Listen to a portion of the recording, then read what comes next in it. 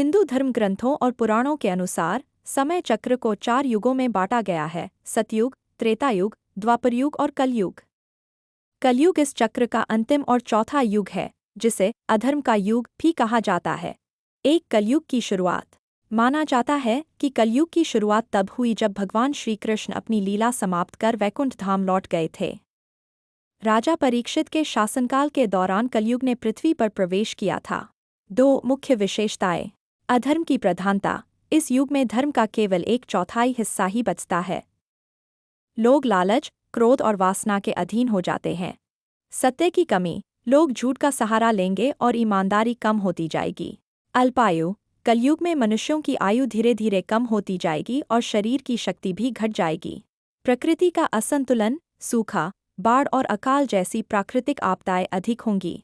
श्रीमद्भागवत पुराण के अनुसार जब कलयुग में पाप अपनी चरम सीमा पर होगा और मानवता का पतन होने लगेगा, तब भगवान विष्णु कल्कि के रूप में अवतार लेंगे। कल्कि अवतार सफेद घोड़े पर सवार होकर आएंगे और दुष्टों का संहार करके पुनः सतयुग, धर्म का युग की स्थापना करेंगे। यह युग हमें सिखाता है कि कठिन परिस्थितियों में भी अपनी नैतिकता और भक्ति को बनाए रखना ही सबसे बड़ी उपलब्धि है। श्रीमद्भागवत पुराण के अनुसार जब कलयुग में पाप अपनी चरम सीमा पर होगा और मानवता का पतन होने लगेगा, तब भगवान विष्णु कल्कि के रूप में अवतार लेंगे।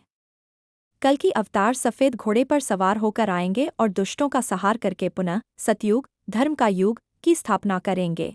यह युग हमें सिखाता है कि कठिन परिस्थितियों में भी अपनी नैतिकता और भक्ति को बनाए रखना ही सबसे बड़ी उपलब्धि है।